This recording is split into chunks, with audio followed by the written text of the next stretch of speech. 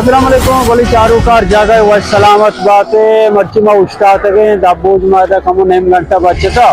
इनमें तुरबते माशाल्लाह और कुछ डान्नाश में चार थे ईराना में जागा मशी तुरबते माशाल्लाह वशिंग पॉइंट वशिंग जा गई हम उस्ताद गई अदा गुआ तू वश कशी लोग आएंगे गाड़ियां ने ट्रैक्टर बराबर तू आज पसंद मर्ची जा लोग रोगा हो बनाए बोले था बस स्टार्ट का मेहमान है बसा गोना ये रात हमसी वजह से मका मतलब दीर कास्ता भी ताके बरोल बट रोल एकदम रंगार वालोगा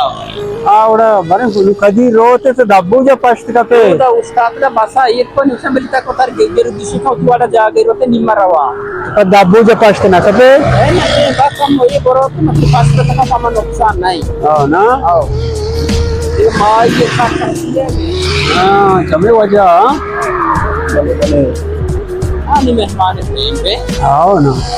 कम मेहमानों की रोजी बता गोने हमने के मेहमान वता गोन नहीं मार मैं सारा का रोजी चार दाना मोगाती ना कंसत कलदार सीरे तो सब कलदा